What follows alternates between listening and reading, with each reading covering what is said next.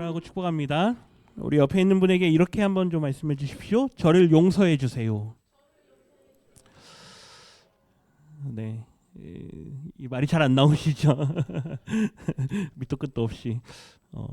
저도 그런 것 같아요. 저도 저를 용서해 주세요. 이 말이 참 안 나오는 것 같습니다. 그런데 용서가 오늘 말씀 결론에서 함께 나누겠지만 용서가 그냥 단순히 관계 회복을 위한 그러한 용서를 넘어서 용서를 하나님께서 우리에게 말씀하시는 이유가 우리가 잘 알고 있는 이 요셉의 이야기에 드러나 있습니다. 그래서 오늘 말씀을 쭉 따라가면서 그래서 우리가 용서해야 되는구나, 그리고 또 용서를 받을 수 있어야 되는구나, 이런 걸 좀 깨닫는 그런 시간이 되기를 원합니다.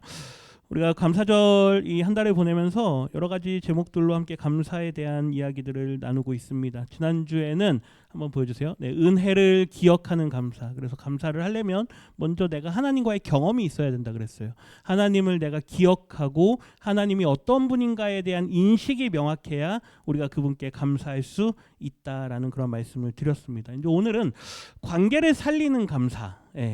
그러면 이제 뭐가 선행돼야 되느냐? 관계가 살아나기 위해선 뭐가 있어야 된다? 감사가 있어야 된다라는 이야기입니다. 그래서 저 제목으로 오늘 좀 말씀을 좀 보도록 하겠습니다.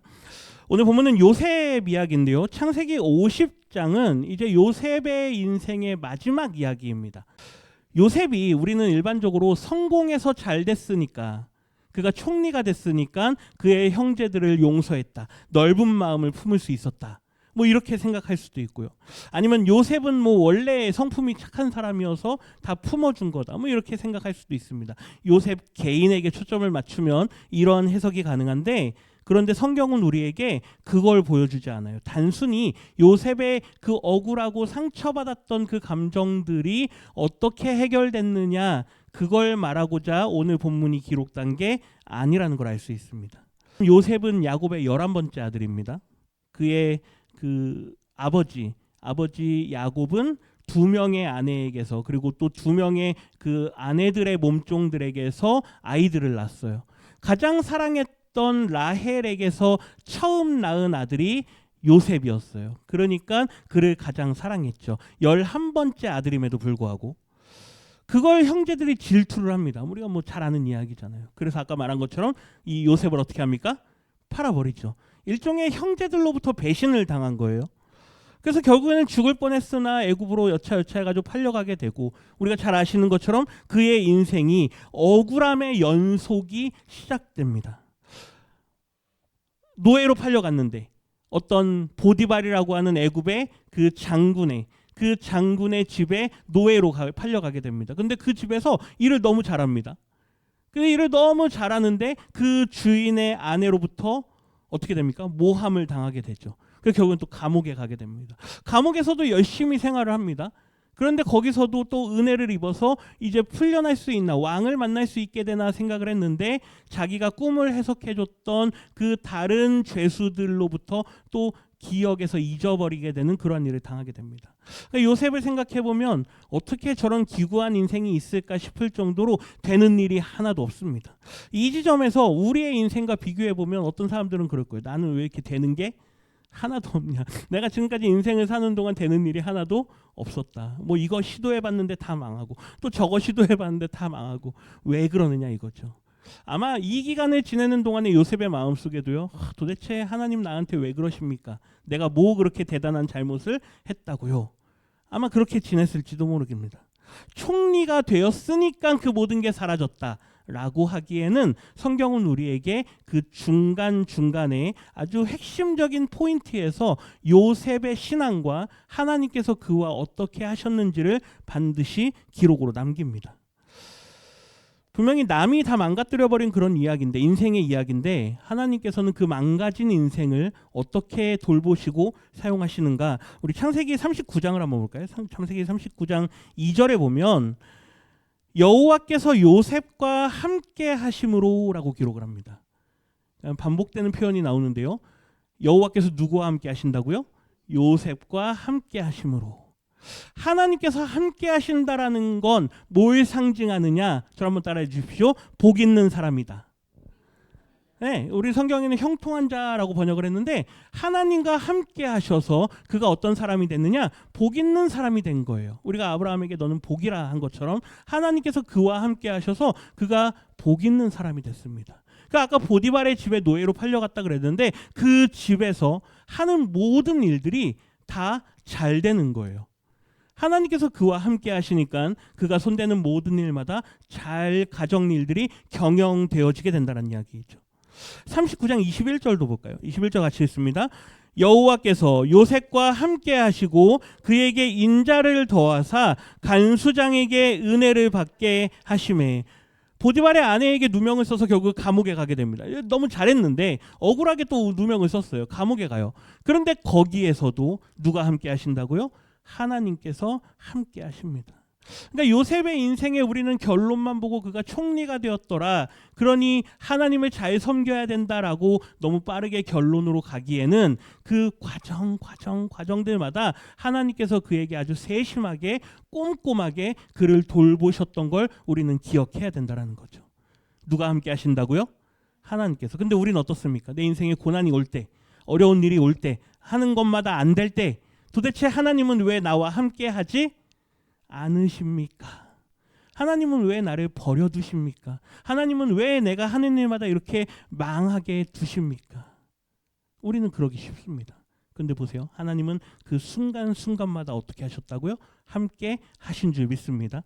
함께 한다라는 건 우리가 복 있는 사람이 된다라는 걸 의미하는 줄 믿습니다. 너는 복이라 그랬어요. 그래서 그 뒤에 보세요. 그에게 인자를 더하사 감옥에서 관리를 하는 간수장들로부터 인정을 받게 돼요. 그래서 너가 이제 맡아서 해봐라. 감옥 안에서도 인정받는 사람이 됩니다. 23절도 한번 볼게요. 39장 23절 같이 읽습니다. 간수장은 그의 손에 맡긴 것을 무엇이든지 살펴보지 아니하였으니 이는 여호와께서 요셉과 함께 하심이라. 여호와께서 그를 범사에 형통하게 하셨더라. 아멘. 간수장이요, 죄수로 들어온 사람한테 모든 걸 맡겨요. 그리고 그가 뭘 하든지 신경 쓰질 않습니다. 왜요? 얘가 하는 건 완벽하니까. 얘가 하는 건 완벽하니까 그냥 신경 쓰지 않는 거예요. 그 이유가 뭡니까? 하나님께서 요셉과 함께 하셨기 때문에. 하나님께서 그를 복된 사람으로 만드셨기 때문에 하나님께서 그를 계속해서 돌보고 계신다라는 거죠. 나중에 왕을 만나게 됩니다. 그의 꿈을 해몽을 해주죠. 7년 풍년이 있을 겁니다. 7년 기근이 있을 겁니다. 그 해석을 하고 나니까 왕이 하는 말을 보세요. 41장 38절 같이 읽습니다. 바로가 그의 신하들에게 이르되 이와 같이 하나님의 영에 감동된 사람을 우리가 어찌 찾을 수 있으리요 하고. 아멘. 바로는요, 신입니다. 신. 애굽의 왕은 신이에요. 근데 그가 이렇게 말해요. 이와 같이 하나님의 영에 감동된 사람을 우리가 어찌 찾을 수 있겠느냐? 그는 아직 어디 있습니까? 감옥 안에 있는 사람이에요. 여전히 그의 인생은 풀리지 않은 상태입니다. 그런데 하나님께서 그와 함께 하시니까 그가 복된 사람이 되니까 왕으로부터, 신이라고 자칭하는 그 왕으로부터 그가 이 요셉을 인정하게 됩니다. 결국 요셉이 인정받는 건 누가 높임받는 겁니까? 하나님께서 높임받는 거예요.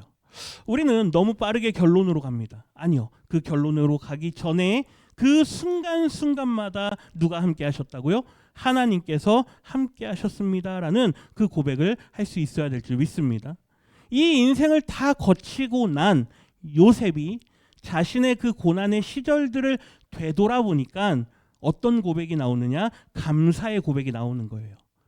감사할 수 없는 상황이었어요. 우리가 그 고난의 시절을 지나는 동안에 감사가 나옵니까? 안 나오죠. 감사하라 그래도 나오지 않습니다. 그런데 하나님께서 나의 삶에 함께 하셨음을 인정하고 그거를 깨닫는 순간 우리의 삶에 감사가 나오게 되는 줄 믿습니다. 오늘 한번 보세요. 한 사람의 상처가 이렇게 회복이 되었구나라고 우리가 성경을 읽고 나면 이거는 그냥 한 사람의 인생 스토리에 끝나요. 근데 성경은 계속 말씀드리지만 하나님의 나라에 대한 이야기입니다. 하나님께서 어떻게 그분의 나라를 세워가시고 만들어 가시는가. 한 사람의 개인의 인생으로만 이 말씀을 읽고 끝내면 그냥 소설 한 편 읽는 거랑 별 차이가 없는 거예요. 잘된 해피엔딩이잖아요. 근데 우리는 하나님의 나라의 관점으로 이 말씀을 다시 한번 재구성을 좀 해보도록 하겠습니다. 우리가 생각해야 되는 거는요, 하나님의 언약이 먼저 우리 안에 세워진다라는 걸 우리는 생각해야 될 줄 믿습니다. 올 한 해 우리가 계속 했잖아요. 하나님께서 아브라함에게, 그렇죠? 우리 뒤에도 써 있고요. 너는 뭐가 될 거다? 복이 될 거다. 내가 너를 큰 민족으로 이루게 하겠다. 내가 하나님께서 아브라함에게 너를 통해 그 일을 행하겠다라고 약속하셔서 그의 아들 이삭이 나오고 그의 아들 야곱이 나오고 야곱으로부터 12아들들이 나왔습니다. 그런데 그 가정이 한 사람 요셉이 만약에 죽어버리면 하나님이 약속하셨던 그분의 계획들이 완성이 될 수 있을까요? 아니요. 그렇죠. 그리고 만약에 그 풍년이 때는 너무 좋았지만 7년의 흉년이 들었을 때 이 야곱과 함께한 그의 아들들이 다 기근 때 죽어버리면 어떻게 될까요? 하나님의 나라가 이루어질 수 있을까요? 없죠. 하나님은요, 약속을 하셨고 그걸 이루시기 위해서 어떻게 해가시느냐, 그 일을 섭리해 가시는 줄 믿습니다. 섭리한다는 건 하나님이 계획하신다는 얘기예요. 하나님께서 계획하신 걸로 멈추지 않고 그걸 이끌어 가신다는 이야기예요. 하나님은 우리의 인생을 섭리하시고 우리의 인생을 이끌어 가시는 분인 줄 믿습니다. 때로는 고난도 있습니다. 어려움도 있습니다. 그런데 그 시간 동안에 누가 함께 하셨다고요? 하나님께서 함께 하셨다. 한번 이 구도로 이 말씀을 한번 다시 생각해 보세요. 첫 번째인데요. 우리 같이 한번 읽겠습니다. 감사는 사건을 하나님의 관점으로 다시 읽는 해석이다. 예. 감사는 먼저 해야 되는 선행 작업이 있습니다. 우리에게 되어진 모든 사건들, 우리의 인생에 일어나는 모든 일들을 누구의 관점으로 읽는다고요? 하나님의 관점으로. 요셉의 이야기를 요셉의 관점으로 해석하면 그건 그냥 인생 이야기입니다. 다시요. 요셉의 이야기를 요셉의 관점에서 해석하면 그가 고난의 시절에 잘 인내했더니만 성공했더라. 이러면 그냥 한 사람의 그냥 성공 스토리에 지나지 않아요. 그런 이야기는 너무 많습니다. 성경은 우리에게 그걸 보여주는 게 아니에요. 요셉의 이야기를 통해서 누구의 나라를요? 하나님의 나라를 우리에게 보여주시는 거예요. 그걸 보실 수 있어야 돼요. 분명히 형들이 요셉에게 한 일은 아주 악한 일이었습니다. 배신이었고 상처의 일이었죠. 인간적으로 보면 요셉이 복수해도 전혀 이상하지 않을 그런 일입니다. 그런데 요셉은 그 사건을 해석할 때 나를 향한 형들의 배신, 나를 향한 형들의 공격, 악한 행위, 그걸로 보지 않고요. 이 사건을 하나님의 관점에서 봅니다. 우리 창세기 50장 20절 한번 볼까요? 우리 같이 읽겠습니다. 당신들은 나를 해하려 하였으나 하나님을 그것을 선으로 바꾸사 오늘과 같이 많은 백성의 생명을 구원하게 하시려 하셨나니. 아멘. 당신들은 나를 해하려고 했으나, 이건 인간적인 관점이에요. 요셉 자신의 관점이죠. 그런데 하나님은 그것을 어떻게 하셨다고요? 바꾸셨어요. 무엇으로요? 선으로. 하나님 보시기에 좋은 것으로 바꾸셨다는 이야기예요. 그 결과가 뭐냐? 자신의 생명뿐만 아니라 우리 아버지와 그의 가솔들, 형제들의 생명뿐만 아니라 그 주변 일대에 거하던 애굽 주변에 살던 모든 사람들의 생명을 구할 수 있었습니다. 요셉이 총리가 되면서 그 곡식들을 저장하고 하는 그 과정에서 많은 사람들의 생명을 구할 수 있었던 거예요. 누가 하셨다고요? 하나님께서. 요셉이 한 게 아니에요. 요셉처럼 돼야지, 우리의 자녀를 요셉처럼 키워야지, 그게 아니라고요. 우리의 자녀를 다니엘처럼 키워야지, 총리가 되게 해야지, 아니라고요. 성경은 우리에게 그런 사람들을 키워내라라고 말씀하는 게 아니에요. 그러한 시간일지라도, 그러한 상황일지라도 누가 함께 하신다고요? 하나님이 함께 하신다라는 걸 인정하고 고백하는 믿음의 성도가 되라라고 말하는 겁니다. 아멘이십니까? 성경은 우리에게 성경 인물을 드러낼 때는 그 인물을 통해서 누구를 보라고요? 하나님을 보라고요. 하나님의 나라를 세워가는데 그들이 어떻게 쓰임받는가? 우리 모두가 그러한 사람들이 될 줄 믿습니다. 로마서 8장 한번 보세요. 로마서 8장 28절 같이 읽겠습니다. 하나님을 사랑하는 자, 곧 그 뜻대로 부르심을 입은 자들에게는 모든 것이 합력하여 선을 이루느니라. 아멘. 여기에 하나님을 사랑하는 자, 우리 모든 믿음의 성도님들인 줄 믿습니다. 하나님의 부르심을 받은 우리 모두에게는 모든 것, 여기서 말하는 모든 것은 좋은 것만이 아니에요. 고난의 시절도, 힘든 일도, 어려운 일도, 우리의 당하는 모든 억울한 일들까지도 하나님께서 그 모든 것들이 다 뭐가 되게 하신다고요? 선이 되게 하신다고. 똑같은 말씀이에요. 하나님은 그것을 무엇으로요? 선으로 바꾸셨습니다. 지금 어려운 일을 당하시고 내 인생이 지금 잘 되는 것 같지 않으실지라도 누가 함께 하신다? 하나님께서 함께 하신다. 당신의 나라를 세워가기 위해서 내 인생에 하나님이 관여하시고 내 인생에 감사가 나올 수 있도록 하나님께서 우리의 인생을 계속 만들어 가신다. 올해 2025년을 우리가 살아옵니다. 이제 한두 달 이제 남았는데요. 이 한 달, 올 한 해 동안 일어난 모든 사건들, 우리의 인생에 되어졌던 그 모든 일들에도 해석이 필요할 줄 믿습니다. 우리가 올 한 해를 지나갈 때 그냥 지나가요. 올해는 참 힘들었다. 올해는 참 어려웠다. 올해는 뭐 되는 게 하나도 없었다. 뭐 연말에 그런 게 나름대로 결산들을 하잖아요. 그런데 거기에 반드시 해석을 붙이시기를 주님의 이름으로 부탁드립니다. 누가 함께 하신다? 하나님께서 함께 하신다. 그럼에도 하나님께서 나와 함께 하셨다. 그래서 이마만큼 여기까지 올 수 있었다라는 해석이 오늘 우리가 해야 될, 하나님 나라의 백성들이 해야 될 믿음의 해석인 줄 믿습니다. 두 번째 한번 볼까요? 두 번째, 감사는요, 우리의 인생을 무엇으로 바꾸시냐면요, 언약의 이야기 안으로 우리의 인생을 옮기시는 작업이에요. 다시요. 감사는 뭐라고요? 우리의 인생을 하나님의 그 언약의 이야기 안으로 우리를 위치시키시는 그러한 일들이에요. 하나님께서 행하시는 일을 한번 보세요. 만약에 다시 한번 말씀드리지만 요셉이 없었다면 어떻게 됐을까요? 그 가문은 다 사라져 버렸을 거예요. 그 기간 동안에 뭐 어디에 있었냐, 뭐 흔적도 없이 다 사라졌을 겁니다. 요셉뿐만 아니라 우리가 예수 그리스도께서 누구를 통해서 나옵니까? 유다를 통해서 나와요. 11형제를 통해서 나오는데 뭐 유다를 통한 그리스도의 뭐 계보도 사라질 거고, 우리가 올 한 해 봤잖아요. 그 70명이 애굽으로 내려왔다가 60만, 70만, 장정만 해서 300만, 이스라엘이라고는 나라가 되기까지 하나님께서 하나님의 나라를 만들어야 되는데, 그 나라를 세워가야 되는데, 만일 요셉을 준비하지 않으셨다면 하나님의 언약은요 그냥 사라져버리고 마는 거예요. 물론 하나님은 그렇게 하지 않으시는 분인 줄 믿습니다. 하나님께는 가정이라는 게 성립되지 않아요. 그런데 우린 인간이니까 한번 가정을 해보는 거예요. 만약에 하나님께서 요셉을 섭리하지 않으셨다면, 요셉을 준비하지 않으셨다면 그분의 언약이 끊어져 버렸을 거다. 요셉의 고백을 한번 볼까요? 창세기 45장 5절인데요. 우리 같이 읽겠습니다. 당신들이 나를 이곳에 팔았다고 해서 근심하지 마소서, 한탄하지 마소서. 하나님이 생명을 구원하시려고 나를 당신들보다 먼저 보내셨나이다. 아멘. 그 상황에서도, 그렇죠, 억울하고 막 형들 보면 어떻습니까? 막 저것들 내가 어떻게 해야 내가 속이 시원할까? 내가 어떻게 복수해야 될까? 막 뒤에서 그 형들이 막 앞에서 막 벌벌 떨고 있는 걸 봐요. 뒤에 몰래 들어가 가지고. 근데 거기서 혼자 웁니다. 네, 혼자 울어요. 내가 이거 어떻게 해야 되나? 근데 만약에 좀 마음이 안 좋은 사람, 악한 사람이 어떨까? 내가 저것들을 어떻게 내가 해야 될까? 그러면 뒤에서 그러고 있었을 거거든요. 근데 요셉은 안 그래요. 나를 당신들보다 하나님께서 어떻게 하셨다?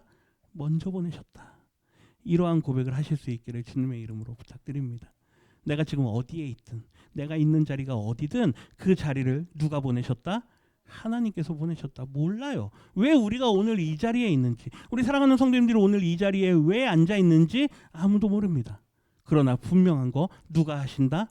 하나님께서 하신다. 하나님께서 나를 오늘 먼저 이곳으로 보내셨다. 나 중심이 아닙니다. 감사는요, 나 중심이 아니에요. 누가 하셨음을 고백하는 겁니까? 하나님이 하셨음을 고백하는 겁니다. 하나님께서 그분의 언약을 이루어 가시기 위해서 나를 오늘 이곳에 보내셨습니다. 그 사실에 감사하며 하나님의 은혜가 이제 내 안에서 시작되었으니 그것을 반드시 하나님께서 이루시기를 원합니다.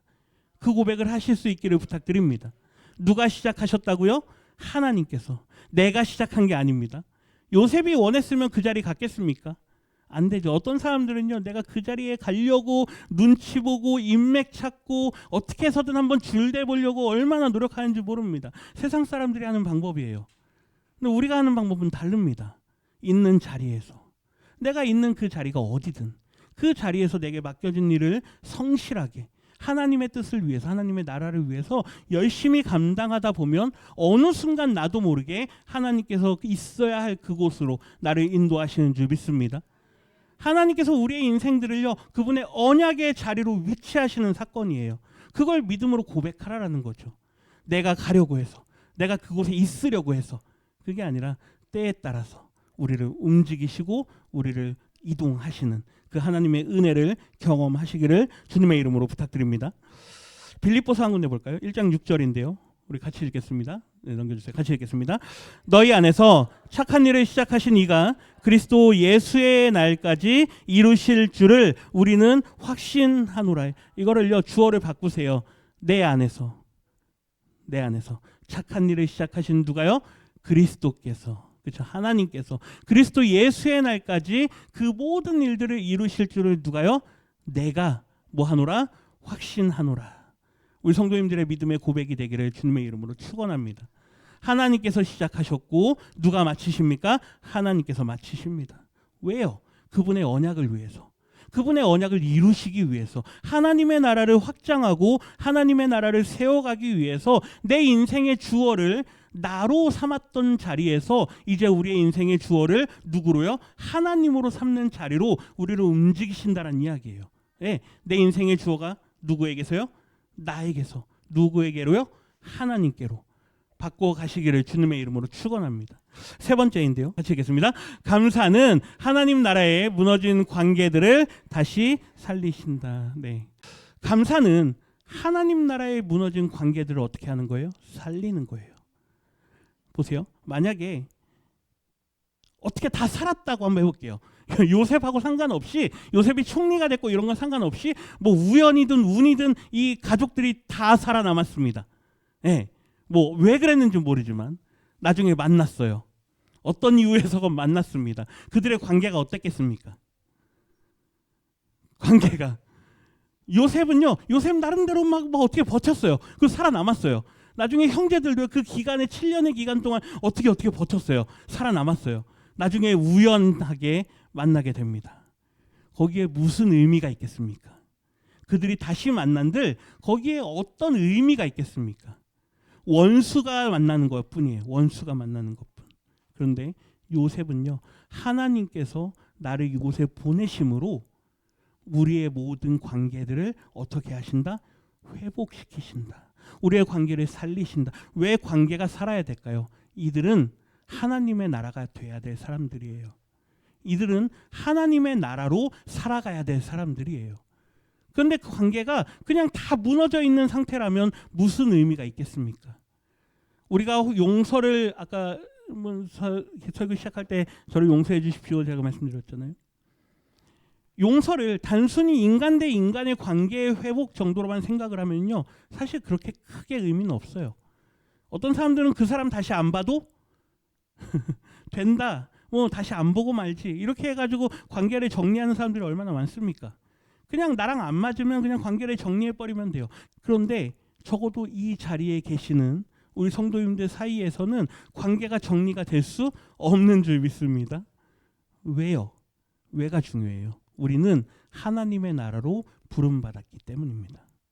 그래서 서로 간에 어떤 일이 있을 때, 뭐 사람들 사이니까 문제가 있고 갈등이 있을 수 있습니다. 그럴 때 용서를 구할 수 있는 게 지혜이고 용기인 이유예요.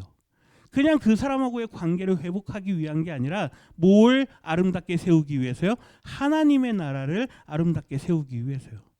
하나님의 나라를 세우는데 우리의 자존심, 우리의 자존감, 이런 것들이 앞설 수 없다라는 거죠. 근데 저도 안 됩니다. 네, 뭐 누구나 참 어려운 일인 것 같아요. 그래서 관계의 회복은요, 단순한 감정을 조절하는 스킬, 뭐 그런 정도가 아니에요. 오늘 성경이 우리에게 말하는 이 요셉의 이 형제들과의 관계 회복은 단순한 형제와 개인의 관계의 회복이 아닌 하나님 나라의 공동체의 회복인 줄 믿습니다. 요셉의 말을 한번 볼까요? 오늘 본문인데요. 50장 21절 우리 같이 읽겠습니다. 당신들은 두려워하지 마소서, 내가 당신들과 당신의 자녀를 기르리이다 하고 그들을 간곡한 말로 위로하였더라. 요셉의 입장이 돼서 용서까지는 할 수 있습니다. 100번 양보해서 그래, 그럴 수 있었지. 우리가 다 어렸으니까. 그렇죠? 그러면서요, 그냥 이게 그냥 용서하고, 근데 이제부터는 내 눈에 보이지 말고 저 멀리 떨어져서 다시는 만나지 말고 그냥 알아서 잘 살아갑시다. 이랬으면 성경이 또 달랐을 거예요. 근데 오늘 성경 보세요. 요셉의 말을 한번 보세요. 당신들은 두려워하지 마소서. 뒤에 말, 내가 당신들뿐만 아니라 누구요? 당신의 자녀들도. 그 당시면은요, 이 정도 관계면 당신의 자녀들 다 내 노예 삼겠다. 이래도 되는 시절이에요. 당신의 노예들, 심지어 당신의 아내들까지도 내 뭐 삼겠다? 노예 삼겠다라고 했어도 되는 시절이에요. 근데 그러지 않아요. 내가 당신들뿐만 아니라 당신의 자녀들을 뭐 하겠다고요? 기르겠다. 그 뒤에가 중요해요. 간곡한 말이라고 번역이 됐는데요. 저 알리바함이 레브에서 나오는 거예요. 레브는 마음이에요. 마음. 내 마음이 당신들의 마음을 향해서 갑니다라고 해석이 될 수 있어요. 내가 하는 이 말은 그냥 단순히 그냥 립서비스로 하는 말이 아니라 내 온 마음을 담아서 당신들의 마음에게로 전달되기를 원합니다. 이런 거예요. 그러니까 내 진심을 받아주세요. 오히려 누가 이 말을 해야 돼요? 형들이 정말로 뭐하다? 미안하다. 내 용서를 좀 뭐 해달라? 받아달라 해야 돼요. 근데 그러지 않아요. 요셉이요, 내 간절한 마음입니다. 당신들의 마음에 이 말이 전달되기를 원합니다. 누가 지금 적극적으로 화해를 요청하는 겁니까? 요셉이요. 무엇을 위해서요? 하나님의 나라를 위해서. 하나님의 나라의 공동체를 위해서 내가 당신의 자녀들까지도 내가 기르겠습니다. 요셉의 감사한 마음이요, 내 인생을 돌아봤을 때 그때마다 나와 함께했던 하나님에 대한 그 인정, 그 고백과 감사가요, 사람을 살리고 하나님의 나라의 공동체를 살리는 줄 믿습니다. 그걸 이루신 분이 누구실까요? 그걸 이루신 분이 예수 그리스도예요. 에베소서 2장인데요. 14절 읽고 마치겠습니다. 같이 읽습니다. 그는 우리의 화평이신지라 둘로 하나를 만드사 원수된 것 곧 중간에 막힌 담을 자기 육체로 허시고. 우리와 하나님이 원수가 되었어요. 우리가 죄인이 되어서 하나님과 원수가 되었습니다. 그런데 하나님께서 누구를 보내십니까? 예수 그리스도를 보내세요. 예수님의 입장에서 내가 도대체 저기를 왜 가야 됩니까? 내가 저 인간 세상에 도대체 왜 가야 됩니까? 가서 내가 왜 죽어야 됩니까? 요셉은요, 예수님의 상징이에요. 네. 내가 왜 가서 죽어야 됩니까? 왜 내가 고난을 당해야 됩니까? 내가 이 때를 위해서 너를 보낸다. 내가 이 일을 위해서 너를 보낸다. 그때가 언제입니까? 요셉의 형제들을 살리고 야곱의 식구들을 살리는 그때를 위해서, 하나님 나라를 살리기 위해서, 우리의 인생을 위해서 하나님께서 예수 그리스도를 이 땅 가운데 보내시는 줄 믿습니다. 그분이 죽으심으로 하나님과 우리의 막혔던 담이 허물어지는 거예요. 화평을 이루시는 거예요.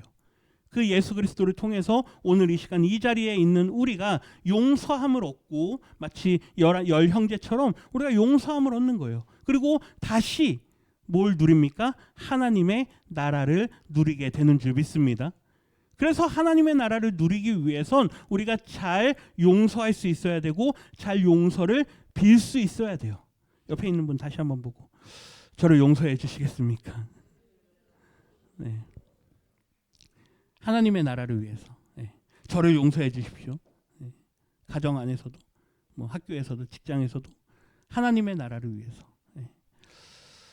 올해 이달에 계속 감사 이야기를 하는데요. 우리가 감사해야 되는 이유가 무엇을 위해서요? 하나님 나라의 관계들을 살리기 위해서. 그 일을 위해서 우리가 감사해야 될 줄 믿습니다. 이 한 달 계속해서 그 은혜 가운데 거하시기를 주님의 이름으로 축원합니다.